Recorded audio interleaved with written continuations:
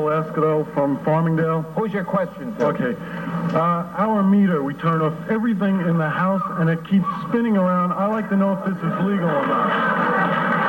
Because we're mad as hell, and we're not going to take it anymore because the prices are too damn high.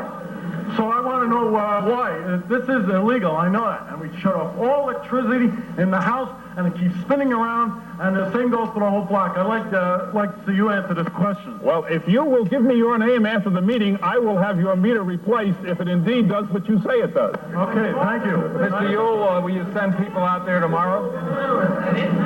If you give me your name, I'll have somebody there tomorrow to check your I meter. live on West Walnut Street, Farmingdale. I hope you'll be there. What is your name? Thank you.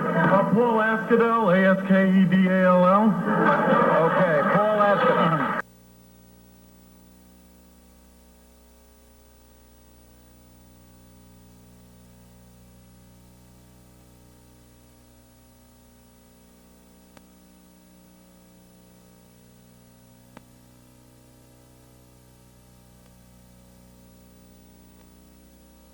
Next is the Academy Awards, 1986 and 1987.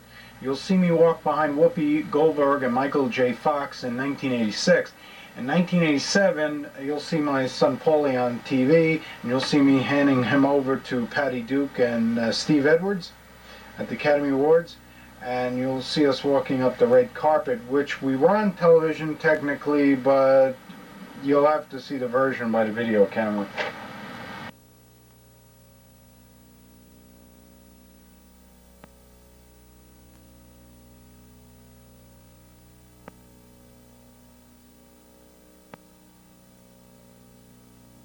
Pretty good. Pretty good. You got it all together? Yeah. You're ready to handle it either way, right? Oh, this is like amazing. I can't even begin to describe what this is like. I'm trying to be cool and I can't. I'm great. Wait a minute, we're going to go to somebody, but first, Ali Seedy is here. Hello, Ali. You have some work to do up on stage tonight? Yes, to present an award for Best Short Subject Documentary.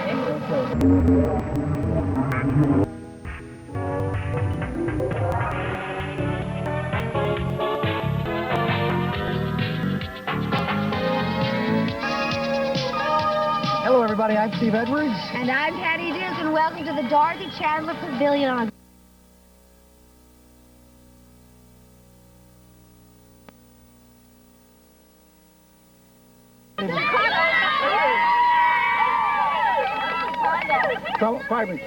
From Chicago? Okay. Just a moment. Why did you say what? Just a moment. San Bernardino is not what we had in mind. But it is out of town. They went to the effort to make up over the there sign. tonight. They made the sign. A room with a view or platoon. Okay. Oh, Platoon. dear. There's the tiniest baby in a tuxedo. Oh, is he a nominee? I don't think we can Adorable. get a shot Oh, of too him. bad. Here, pass him Baby over here. tonight. Pass that baby over here.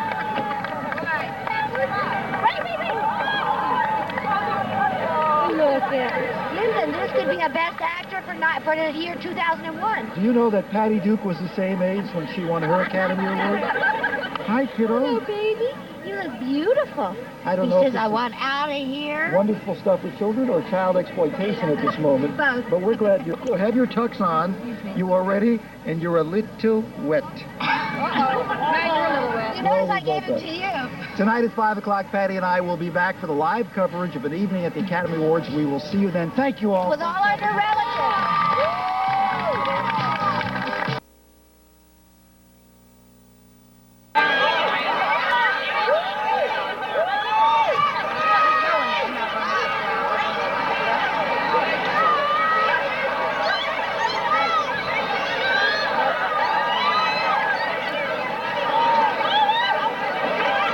Next is when Bush was in Cerritos during his campaign. I'm walking behind the newswoman. You'll see me turn around and take a look. Now, on a lot of these, I'm freeze framing. I'm showing you by a flashing dot where I am. So let's see that clip.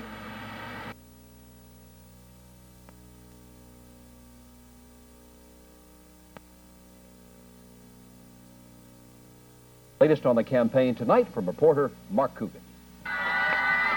On the morning after the final debate, George Bush was in Reagan Democrat country, Cerritos in southeast Los Angeles County, and exhilarated by his performance against Michael Dukakis. Last night, the American people had a chance to watch two candidates in actions. We were specific on the issues. We came at each other pretty hard, and when the smoke cleared, it was pretty clear where we stood, and I believe that I moved my campaign forward by what happened last night. On one side of a city park, a scoreboard proclaimed Bush 2, Dukakis nothing. It's over. Balloons went skyward as a rock band sang good night to Michael Dukakis. Bush's press secretary bubbled with optimism, but also expressed the appropriate caution. It's not over. It's not over till November 8th. And George Bush will be hustling votes all the way down to the wire. He's going to really, he's going to campaign nonstop between now and Election Day.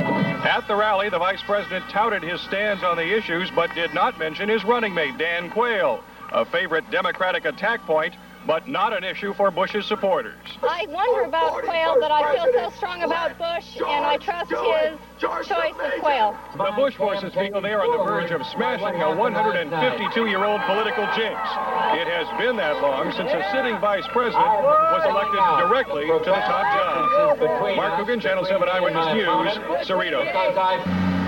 3 times in 1990 I was on television. One was the Channel 9 News, where I was interviewed for the immigration marriage. Now, somebody else had married a Filipina, and his marriage was great. Of course, mine turned out sour.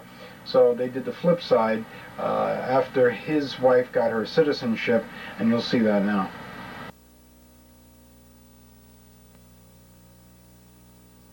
Thousand people from more than 100 countries became naturalized citizens in Los Angeles today. Among them, a woman you met right here on Prime 9 News this past Tuesday. She's a mail-order bride.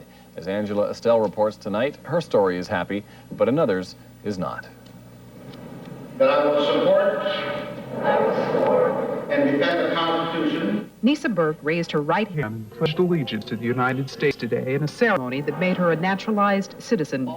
I'm happy about it because I'm finally joining what my husband is and my son. And looking on were Nisa's American-born husband, Pat, and their 2-year-old son.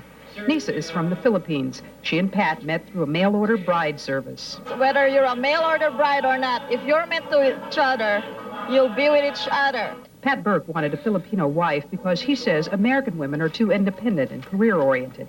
Today, the pride he felt for Nisa was apparent as he talked about mail-order brides. Happiness, 100%.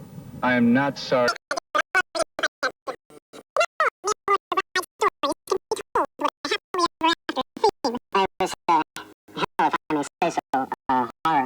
That's how Paul Askadal describes his 18-month marriage to a Filipino woman he met through a mail-order bride service.